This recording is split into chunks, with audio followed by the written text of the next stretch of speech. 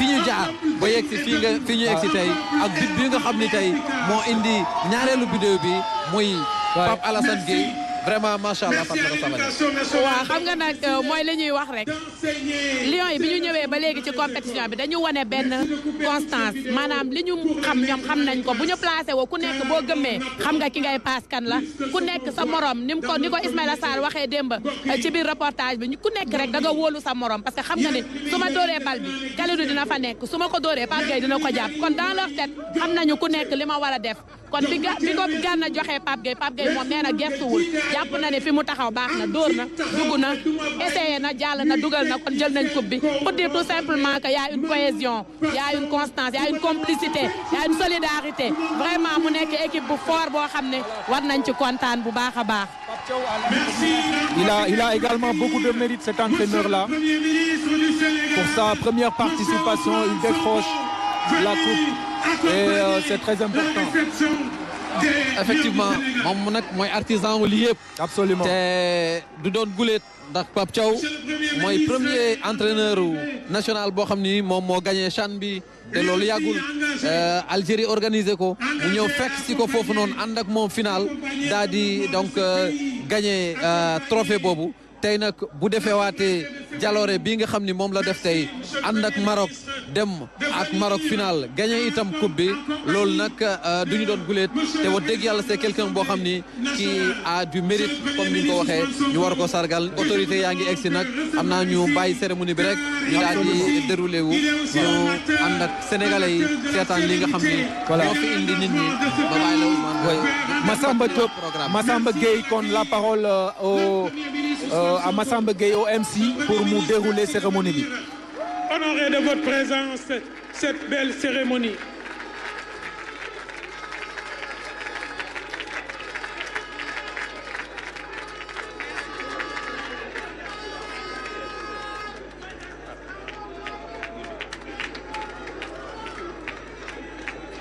Merci, Monsieur le Premier ministre, qui salue Kalidou Koulibaly et l'entraîneur Pape Thiaw.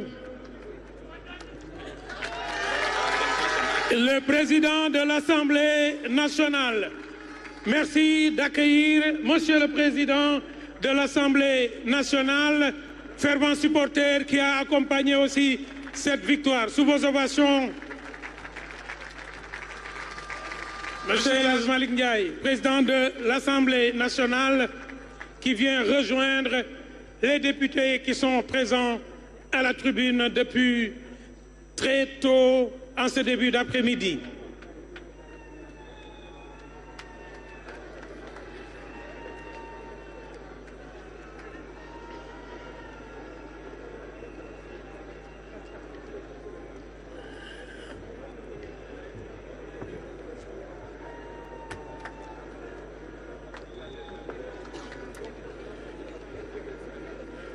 Monsieur le Premier ministre, merci beaucoup. Mais je pense que Sénégal kenn dootu fi jàngal gone fit boo bëggee sa doom am fit jaratul nga naan ko nii ngay def wala nee ngay def ne ko rek defal ni Pape Thiaw defal ne Pape Thiaw bul nangu ku la teg luñ la war ta teg defal ne Pape Thiaw bul nangu ñuy attala ñàkkal defe naa ne ku fi jiiteeti mbooloo on n'a plus besoin d'enseigner le courage par des mots, car Pape Thiaw est un modèle de courage. Il nous avait dit fa ma jógee ragal amu fa, mais il nous l'a prouvé fa mu jógee ragal amu fa, parce que Sénégal ragal amu fi. Merci d'être un modèle. Pape Thiaw, vous avez le peuple avec vous. Vous avez le Sénégal avec vous, quoi qu'il advienne. Vous avez porté haut les couleurs de ce pays en tant que joueur. Vous l'avez porté en tant qu'entraîneur pour la CHAN. Vous l'avez porté en tant qu'entraîneur à la CAN. Alors nous serons le bouclier face à tous les vents négatifs qui se lèvent pour préparer quoi que ce soit. Mais nous irons en Coupe du Monde, mais ça c'est un autre débat. Nous irons en Coupe du Monde, mais pour l'instant, nous allons accueillir les premières dames qui vont précéder l'arrivée de Monsieur le Président de la République. Monsieur le Premier ministre, les supporters infatigables qui étaient allés au Maroc sont ici. Monsieur le Président de l'Assemblée nationale, toutes les communautés sont représentées, artistiques, éducatives, la société civile, les ouvriers, la presse nationale et internationale. Tout le pays est mobilisé de tous les quartiers, de toutes les aires culturelles, je n'aime pas parler de région, pour ensemble communier avec vous et avec les vaillants joueurs de l'équipe nationale. Je ne vois pas de tétine, mais je pense qu'un bébé est aussi dans l'équipe nationale.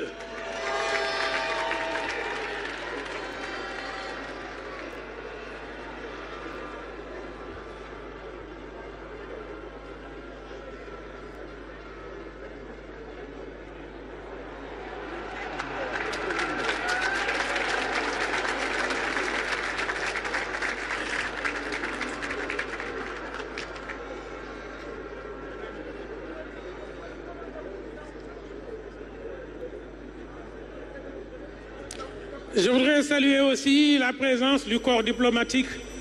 Mesdames, Messieurs les ambassadeurs, merci de venir honorer de votre présence cette cérémonie. Mesdames et Messieurs, merci d'accueillir Mesdames les Premières Dames, venues aussi accompagner cette cérémonie par leur présence. Je vous ai annoncé tout de suite deux fortes dames, la Linguère et Ndate Yalla, Monsieur le Premier ministre, qui ont fait venir le trophée en compagnie des figures du roi Ladjor et des figures du roi Malang Sané, habillés et préparés par la styliste Oumoussi. Mesdames et Messieurs, les Premières Dames, merci de les applaudir, s'il vous plaît.